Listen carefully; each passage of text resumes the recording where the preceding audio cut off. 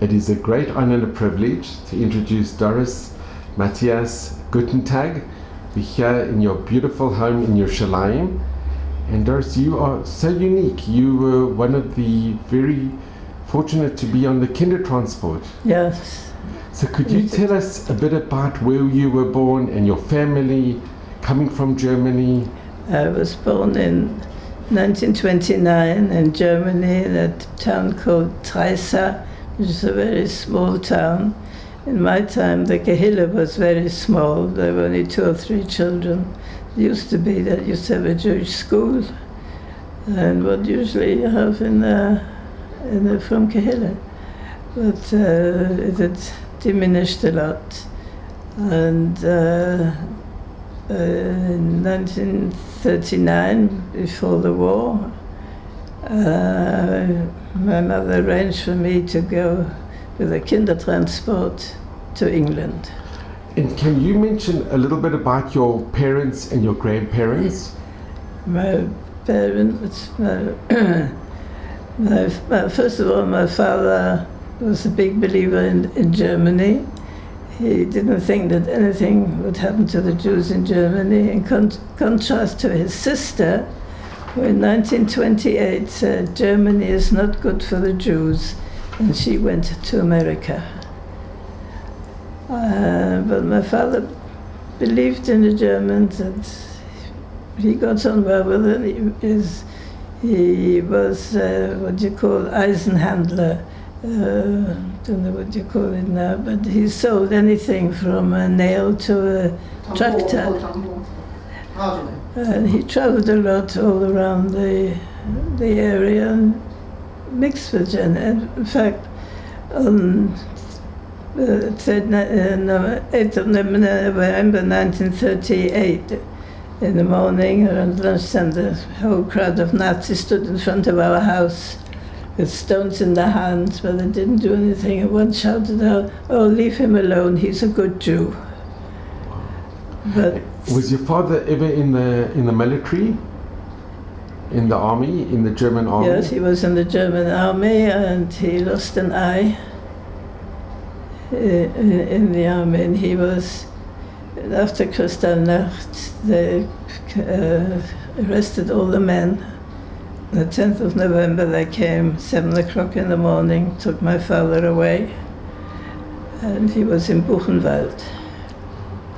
And he was released because he fought in the First World War. We have a picture of your parents, a very beautiful picture.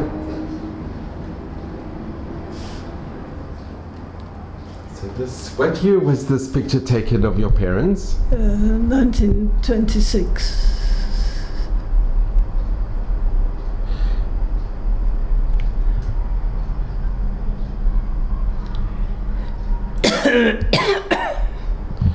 And Dorris, can I ask, it was your family, you were brought up in a frum Orthodox family? Yeah, yes. Yeah. And was there a shul in the town? There was a shul in Treisa. There was a mikveh? Yeah, there was a mikveh. The mikveh is still there, it seems. The shul was destroyed and they've built a house instead. You saw the mikveh, huh? And your grandparents, were they born in Germany as well? Yeah. So it's quite a few generations. Yes. They came to live with us in 1937. But my father's brother, who lived with his parents, decided, they lived in a smaller place, there were only 3 Jewish families left. And there was a lot of anti-Semitism. The windows were broken. So here you have a picture of your grandmother. Yeah. And what do you remember about your grandmother? They came to live with us. My grandfather was very weak, and he was blind. He couldn't see very well. My father used to carry him up and down the stairs every day. And my grandmother, she was okay. She looked after him, and he died in November 1938. And growing up, did you mainly mix with Jewish children, or There were 2 Jewish children and 3 Jewish children. One was a boy. He eventually went to a boarding school in Frankfurt. He suffered a lot from antisemitism. I never suffered any anti-Semitism in Germany. Did you have a lot of German friends, school friends? I had one German friend, next door neighbor, and she came when the children went to Germany. She insisted on coming. Amazing. She was there in 91, I think. And this is a picture of your. Do you remember her name? We don't know her name. Her name was Trump, but we don't know her name. Martha Corell. Oh, you got it. You made it. Her name. You didn't know her name, or? And here's a picture of you with your parents on a horse. Yeah. And here's your mum. And growing up, did you have very pleasant memories of growing up in the town? And No, not really. I never suffered anything. But you had pleasant memories. Yeah. And the school you went to, was it a government school? Until it came to when Hitler started in 1933. When my mother's mother was staying with us for a while, and we were looking out an upstairs window, and the Hitler Youth marched through the streets. And my grandmother said if only she wouldn't have to live through this. And 3 days later she died. And but that's the only sort of thing that I felt until 38. And did you go to a government school? Yes. And I had to go to school on Shabbos, but I didn't have to write. And you never felt any anti-Semitism? No, not until 38. So we have a wonderful picture of your first day at school. This is really, really amazing, and you got a very special gift. If you could. Who sent this gift to you? This was sent from Germany recently. Yeah. And it's Because I gave the children who went to Germany then, I gave them a photo of that. And so the teachers bought this. Shimon asked if it's still good. Huh? Shimon asked if it's still good. And you remember your first day at school? Not really. Yeah. Tell them about your last day in school. The what? What happened at the last day in school? When they sent you home. They sent me out the last day in school, the 9th of November, 38. I was sent home from school. I was told that the rest of the lesson isn't for me. And I went home, and we used to share a newspaper with 2 elderly ladies. My mother sent me to take the newspaper to them. And while I was there, my mother came to fetch me. So I said, "Why has she come?" She didn't say anything. And we went through back streets. We didn't go through the main road. And I kept asking, "Why are we walking here?" But she wouldn't say anything. And then when I got home, there was the Nazi standing in front of our house. And what do you remember of Kristallnacht? Of what? Of the Kristallnacht. What do you... Kristallnacht. They said they woke up. We didn't go to bed. And we put 3 sets of clothing on in case we'd have to run away. But you could feel the atmosphere. Yeah, that was the atmosphere. 11 o'clock in the evening, we had our next door neighbors, this lady lived next door to us. One of the doors, there's a very narrow passageway between our 2 houses, and we both had windows facing. And there was a knock on our window, one of their daughters, and she said her father's just come home from the pub and they've called off the 12 o'clock strike. So she says, you can go to bed. But we went to bed eventually, but we didn't sleep. And then at 7 o'clock in the morning, they knocked at the door, and the police was there, or the Nazis, I don't know who it was, took my father away. And they were told to bring lunch at 12 o'clock to the station.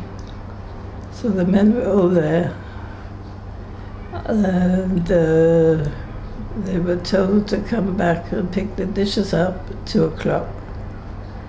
And I went, and the men weren't there. They asked, where are they? They didn't know. And a few days later, my mother and another lady went to the local Gestapo to find out where they are. But I don't think anybody knew anything, locally anyway. But living opposite us, there was a Nazi. And he sat in this window most of the day. We had to be careful. These neighbors that we had a bakery, and we used to get our bread from them. My mother used to bake the challahs in the oven. And they were very good, and then also they knocked on the door and said, if we need anything, their daughters will get it for us. And I think here you have a wonderful picture of several Goisha families continued their friendship. They knocked on the back door and offered to do shopping and help with anything the family needed. And you can see how close the apartments were. Yeah. And also, There's a doll there they were now. threatened as well. Tell them they were threatened. Hmm? Tell them they were threatened, the neighbours. That's the alleyway. My mother said the gate wasn't there when she lived there, but that's between the two houses. Here's the alleyway. And do you remember when the shul was destroyed? It was destroyed on Crystal Night? No, the next morning the Sefer Torah were rolled up. The shul was right at the bottom of the street.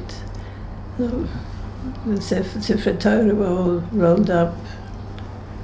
And I don't know when they burnt the shul down. That must have been through the night, I don't know. But you were only about 8 years old at this time. Yeah. It must have been terrifying. Yeah. From then on, life was terrifying. And Dorris, did you have any siblings? No. You were the only child?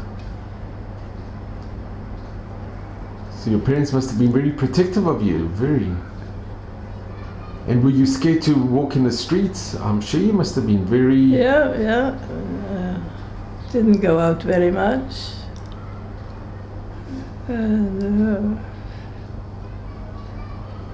Life wasn't easy anymore. And also my father had a shop in the house. And one day they told us to stay in the room, and they emptied the shop out. They just came in and looted. So how did your family make a living? How did they? I don't know. I mean, we had money in the bank, I suppose, and we had a comfortable life. We weren't rich, but we were comfortable. And my father still tried to get in touch with people who owed him money and what. Some people were helpful and some people weren't. And he had a terrific car accident. He used to ride a motorbike. This was years ago, long before that. And he had an accident with a car. And the witnesses who saw it, they said it was deliberate.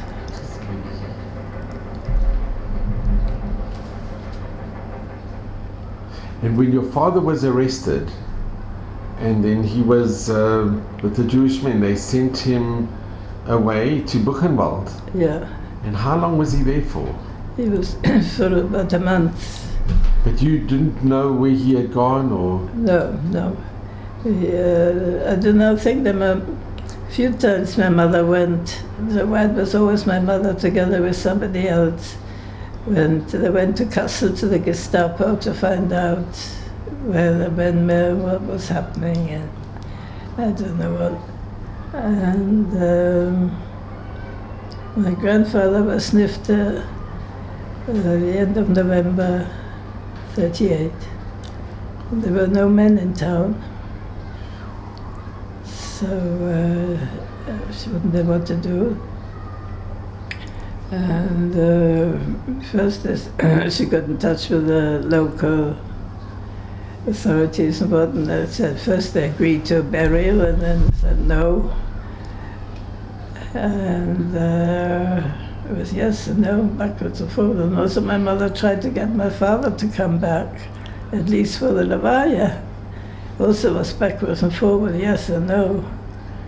And in the end, it was no. And he was buried in Kassel. I don't know anything about how it happened or what. How she managed it all, I don't know. I don't remember anything. And I know that he knew that he was buried in Kassel. And then your father came back? My father came back. One gentleman came back before him. He had the papers on him that he'd fought in the First World War. And he told my mother and all the other women whose husbands were in the First World War. And my mother again had to go to the Gestapo and present the papers. And a week later my father came home. And it was just before the end of the Shloshim, so he still said Shiva. It must have been very emotional for you and your mother to see your father. Yeah. He came home, I think, in the middle of the night. And when I woke up in the morning, he was bald. He had shaved his hair off.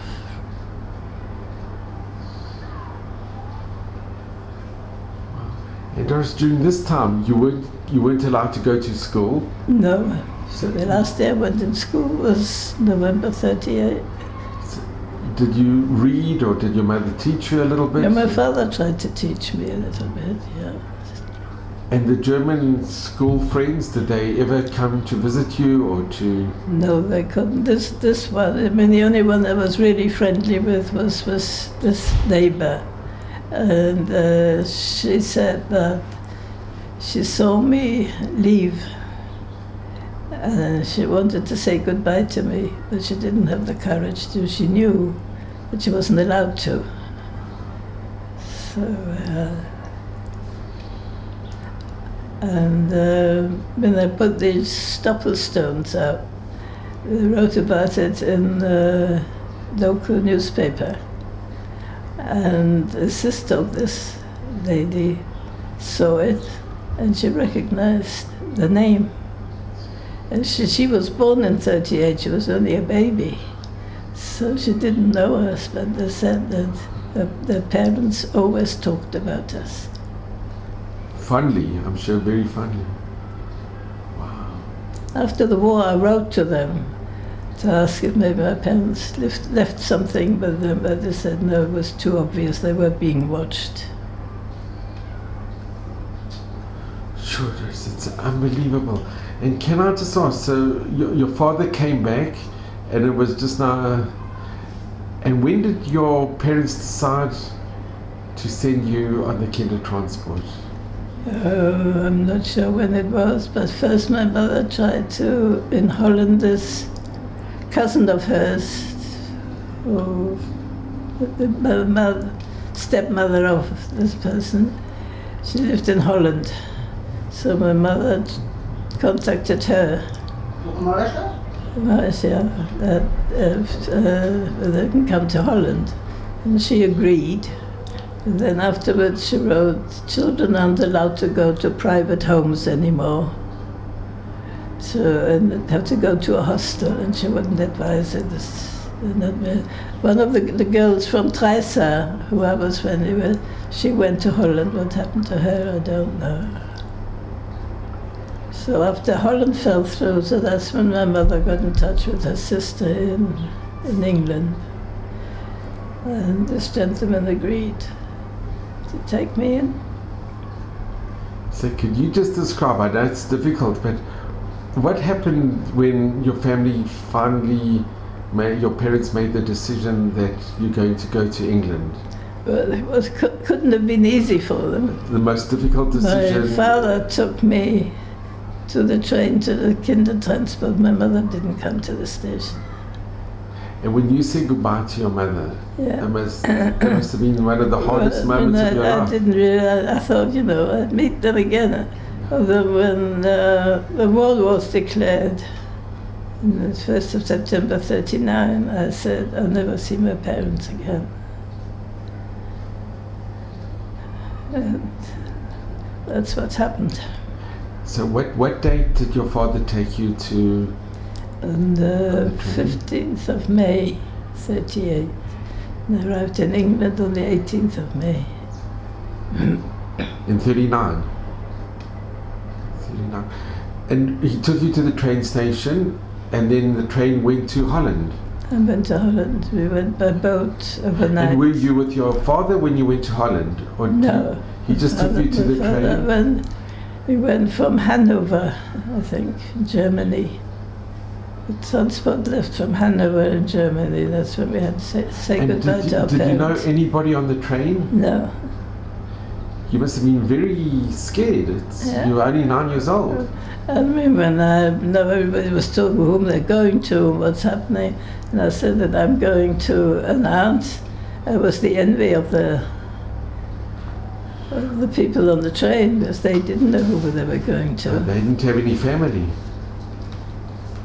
They were picked up by strangers. And that train journey, did you recognize anybody from your town or from? I mean, I don't know whether there were any other people on the train, and I don't know how many carriages there were. Had you ever been on a train before? Yes. Yes, we used to go to visit my grandparents.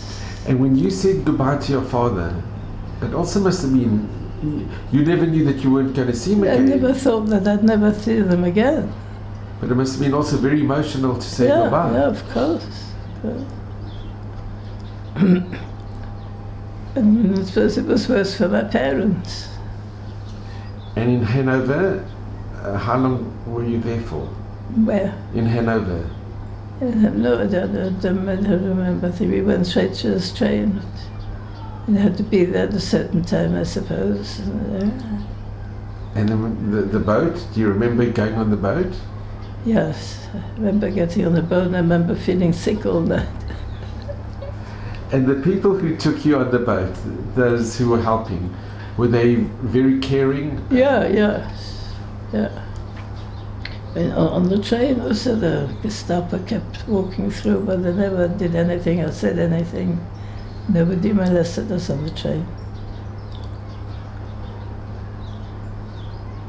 Had you ever been on a boat before? No. So it must have been a little bit of an adventure. But were you scared and petrified? Yeah. You know what was happening. And how long were you on the boat for? That was overnight. It wasn't a long journey. It wasn't a long journey, no. I can't remember the times. But we arrived in Harwich in England, and then we went on a train to London. And in London we went into a big hall, and we got biscuits and something to drink. And then eventually they started calling out children's names. And you never knew English? I knew no English. Nothing. And who came to fetch you at the train station? My aunt, Auntie Fanny, together with one of the girls. And she was looking after. I mean, I didn't know them. Had you ever met Auntie Fanny before? And yes, and she used to have to come while she was in England. She used to have to come every year back to Germany, something to do with a passport. She had a German passport. And she used to stay with us. You never married? Hmm? You never married? She never married? No. I remember she came to our mother's vomit. And was she very very caring and very loving? Yeah. So here is a picture with you and your Auntie Fanny.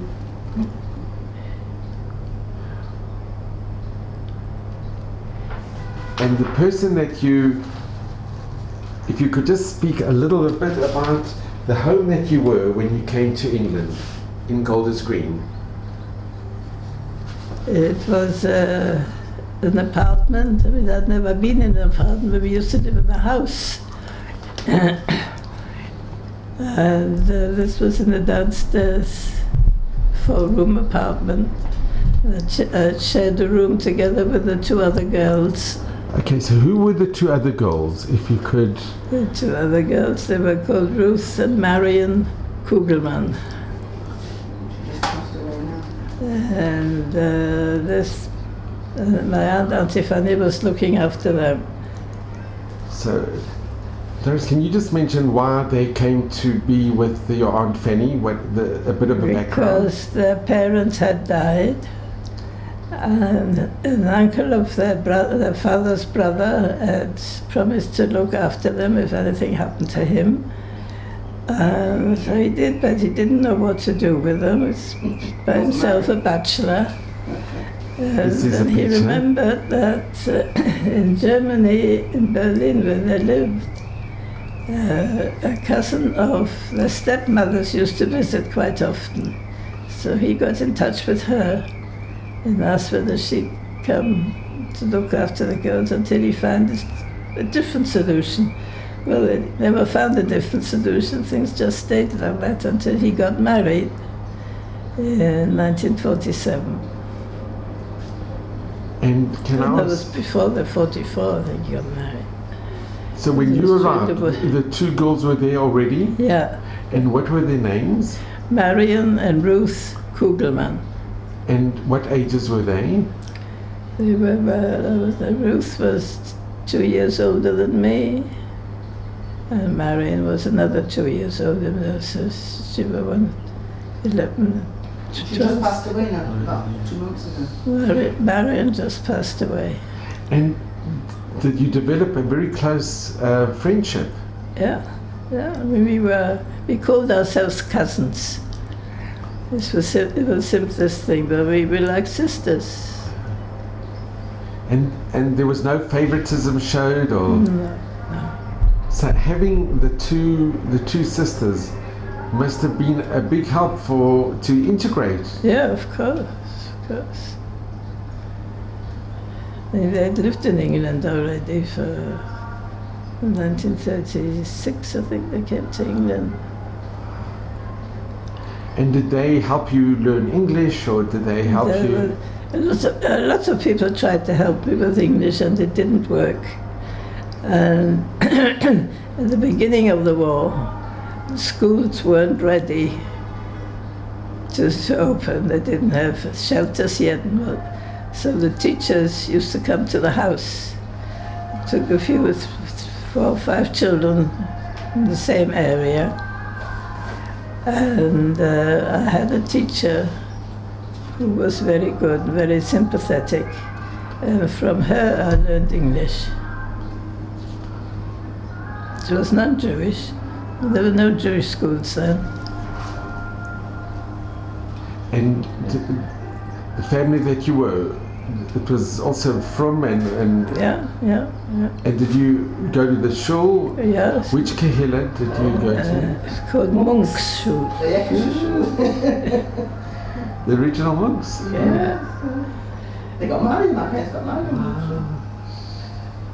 There was a German Kahila. Monks. Yeah. And during the war years, did you go to school eventually, or? Yes. I can't remember how long it was before school opened, but there was school, yes. And there was in London during the Blitz, there were air raid sirens every night and bombings. And one morning I was going to school and the children were coming back. I said, "Where are you going?" "There's no school. It's been bombed, all the windows are out." So again, we didn't have school for about a week or so, then they repaired it and we went back. And Doris, during this time, the only way that you could communicate with your parents was by sending them letters. Yeah. So could you speak a little bit about... you could write twice a week. And in November 42, my mother wrote, "They're going away, they won't be able to write." So I didn't know what was happening, where they were or what. And I can't remember when it was, but I got a letter from a gentleman who comes from the same town as we did. He was in Switzerland, and he wrote that my parents are in Theresienstadt, and that my mother's working in the kitchen so they don't go hungry. He was there as well, and the Germans wanted something from the Swiss, I think trucks or something, I can't remember what. But the Swiss wanted something in return, so they released a few people from the concentration camps. And was he one of them that was released? He was one of those who was, so that's all I knew until after the war. I think your father made a minion in Theresienstadt as well. Yeah. After the war, I got a letter from a lady. My mother used to give my address in England to anybody whom she thought would be able to get in touch with me. And this lady wrote that my father organized minyanim in 44 for Rosh Hashanah and Yom Kippur, but for Sukkot they weren't there anymore. And October 44, they were sent to Auschwitz. And you have a picture of some of the letters that you did with the Red Cross. And this one was from July 1942 and from August 1942. How often did you used to send and receive letters from your parents? Twice a month. So you must have looked so forward to getting these letters. Yeah. It was the only and there were no telephones, you couldn't... No, you could, even if you had telephones, you couldn't get in touch. And Doris, when did you hear the news that your parents were taken to Auschwitz? It was after the war. After the war, yes. There was a final big Kindertransport reunion. It was in 1999, after 60 years. And there was a gentleman there from one of the associations. And he said that they've got the dates of what happened to my parents when. And he sent them to me, and that said that in October 44 they were sent to Auschwitz. And Yad Vashem has got the same information. So it was the final... I got this information, but I haven't got it anymore. I don't know what happened to it. But it's at Yad Vashem, and it's...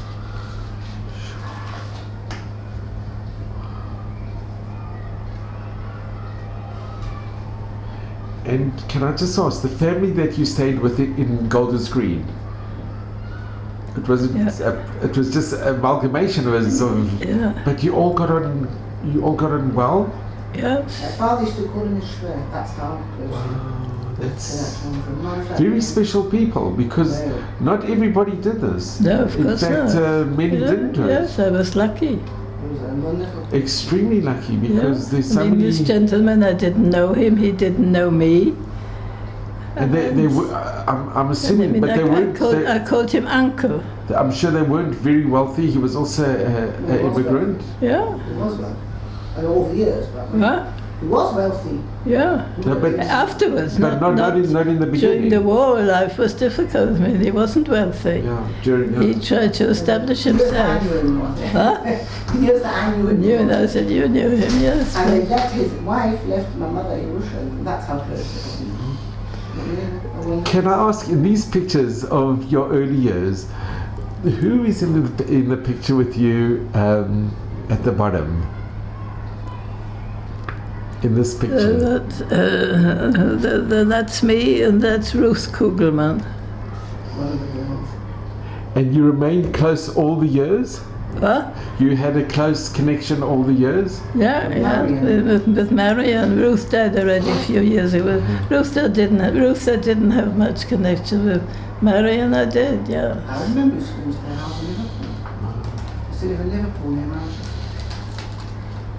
And Dorris, can I ask, from the remainder of your family, those that had came to well, it was Mandate, Palestine, Israel, did you have a connection with other uncles and aunts? Yeah, yes.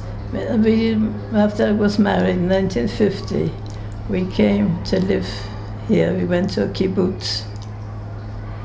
And I met all my aunts and uncle, my uncle. I mean, I knew them from before, but I hadn't seen them since, for 15 years or something like that.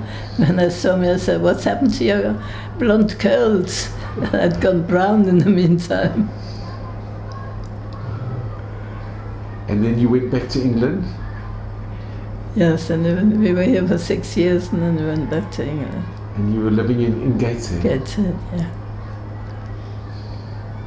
And through the years, did you have any communication with other Kindertransport children? There used to be reunions. I mean, there were a few people whom eventually got to know that they were on the Kindertransport. Some people you knew and didn't know they were on the Kindertransport, found that out later. When we came back here in 1972, and not long after, there was a reunion here. It was in the Ramada Hotel. We lived opposite. The last evening there was dinner, and we also didn't know anybody. My husband met somebody whom he was in yeshiva with, and he didn't know anybody either, so we decided to sit together at the table. Then somebody called some of the other people the Tzita. The name Tzita don't hear very often. And I look at her and say, "Are you Tzita?" I can't remember what her surname was. She said, "Yes." I was on Hashara with her years before. And I look at the other people and says, "You're Ruth Richmond, and you're Sefer Delba, yeah?" So all people whom I knew. And they were at this dinner, the reunion of Kindertransport. And the family that took you in, you kept a very close connection all the years. Yeah, yeah. That's really wonderful. Yes, I mean, he was, until the last minute, he was very concerned. I mean, once I started working and I earned money, and I thought I started buying my own clothes. He wasn't got annoyed with me. And did they have their own children? Yes, they have two children. Yes, I have two children. And you were close with their children as well? Yeah, I keep in touch with one of them. It's wonderful. Very much so. Very much so. And then something very special happened. The town that you grew up in Germany, they wanted to make the special stones, and they invited your family to come. Yeah. So could you speak a little bit about when you got the invitation? My grandson got an invitation. He got an email one day from somebody who was doing a project in the town, the school was doing a project against anti-Semitism and Gizamut. And he got in touch. He had a relation to my mum. And he arranged all this trip. I never heard anymore. He asked me, do I mind if he goes? No, if he wants to go. Never heard any more about it. He's the oldest grandson. He was in Manchester today. He did all the Then one day, my son phoned and he says, we're going to Germany. I said, who's we? He's going and all his sons and 2 daughters and a couple of daughters-in-law and a couple of grandchildren. I said, how's this come about? Well, this Shlomo Meir, he mentioned it to 1 or 2 of his brothers. He thought maybe 2 or 3 of them will go. Well, he talked to 1 or 2, and they talked to another 1 or 2, and that was 8. There was my son phone told me that it was 18 people were going. And from then, it snowballed. When they Hannah phones, she and her sons want to go. My daughter from America phoned, got a surprise for you. Her daughter is booked to go. And that's the way it went on. 28. And you didn't want to go? I didn't want to go. I couldn't have done it anyway. I couldn't have walked around all day. But can I ask, in all the years, did you ever go back to Germany? No. You wouldn't go back? I wouldn't go back. I don't know, I thought if I go back, I'd be looking behind me all the time. I thought that I wouldn't feel safe going back. I mean, my relations, the ones that came to live here, they all went back on visits to Germany. Quite regularly. And the German, you have a book, Dorris, if you could just show us the book of the German children in the class, they wrote a book. If you could show, it's a very special project that the school children did.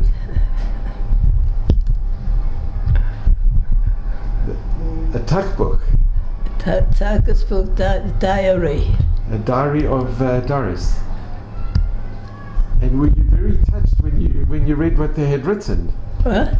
How did you feel when you read what the school children had written in the book?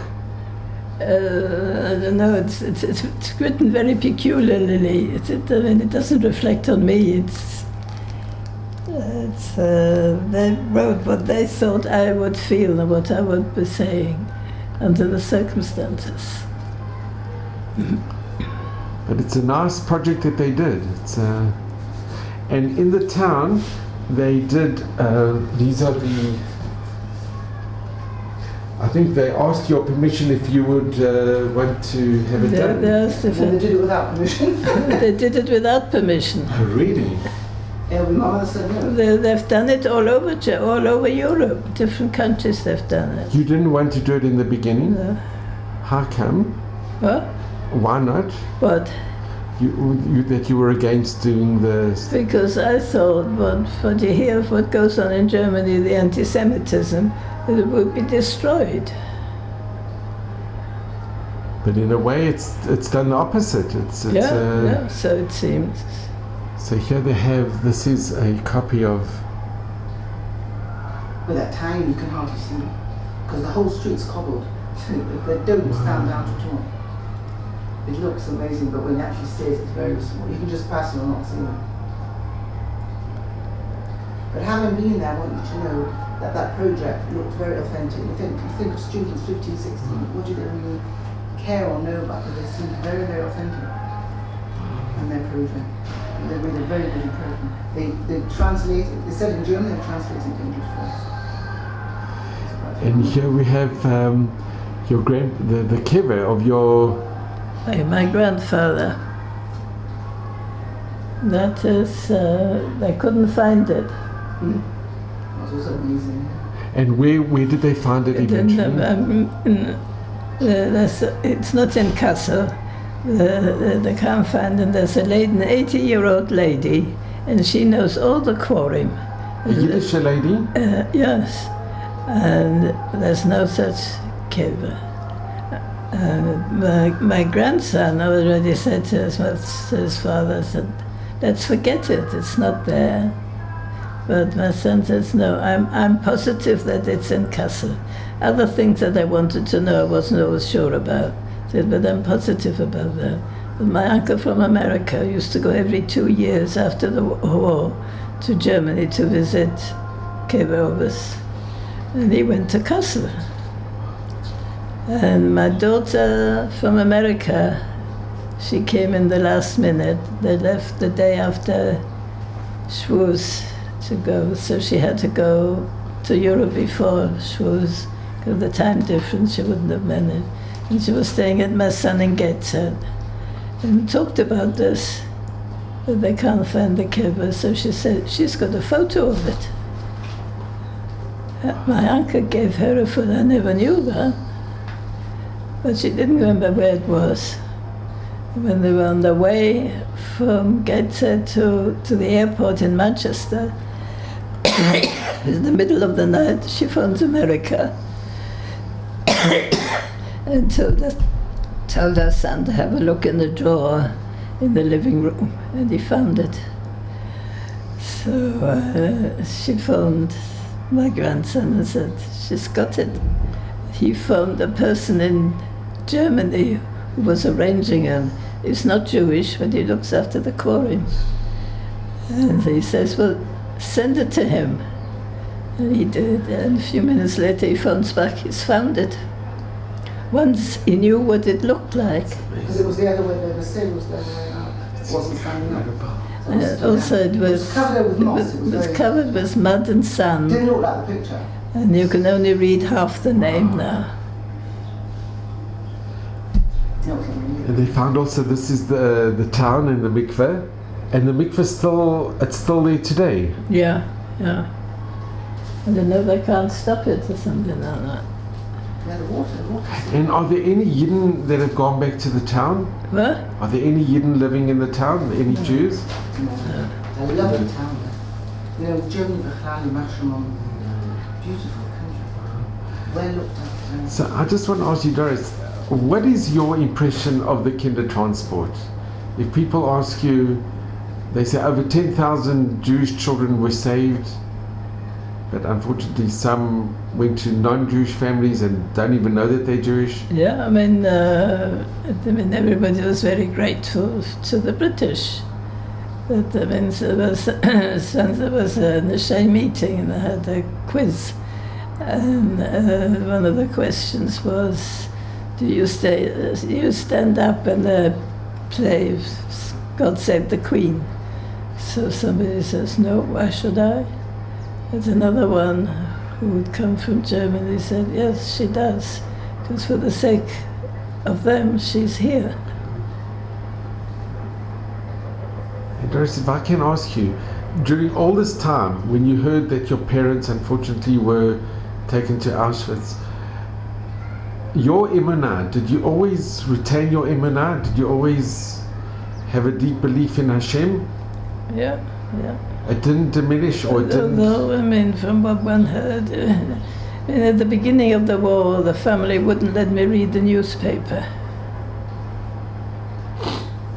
But then one day from school we had a project, I don't know, you had to read something in the paper and report on it and something was, so from then on I read the paper and I mean, you knew what was going on. And when I had this, I mean, from the day the war was declared, I said I won't see my parents again. You felt it? Yeah. And did you always feel you wanted to remain from? Yeah. It was never a shayla that you... No. I think this is what your family instilled in you. They instilled... That's all I knew, and that's how I grew up. And what message do you impart to your grandchildren and the future generations? I don't know. What do I impart on you? Well, to look forward. You always say look forward, don't look back. That's what my mother said to me on the way. Before I went the day before I went to the train, I went with my mother to Casa to buy clothes, and she gave me a diary, and she wrote in it, "Look forwards, never back." That would be our life. It was in German, and that, and then she wrote, "Es ende nie unser Glück," and it'll never stop our luck. Do you remember your father's last words, what he said to you? Do you remember what your father said to you? Any of the last No, words? I don't remember.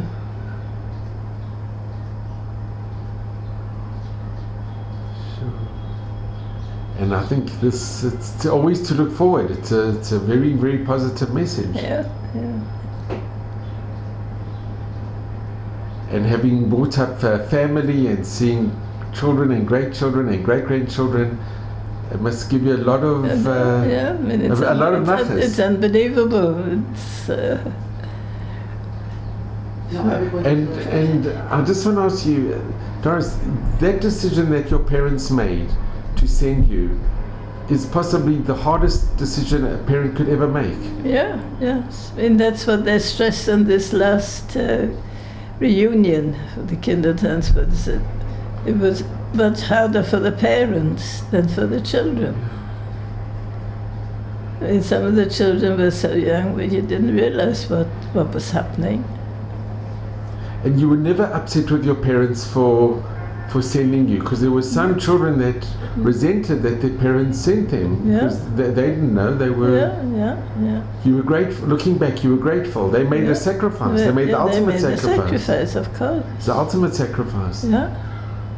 And that saved your life and future generations. Baruch Hashem. Yeah. There's over 100 of them. Baruch Hashem and Hashem. Kenya, I just want to thank you. So I just want to thank you. I just want to thank you so much, and it's been the greatest honor and privilege to be with you, and just wishing you. How did you find out about me in the first place? Through Mishpacha, it's a great grandchild. So I just want to thank you, Shulani of Nachas and Mazla and Brocha, Admei Vesrim, in good health and all of Hashem's blessings. Amen. And thank you so much.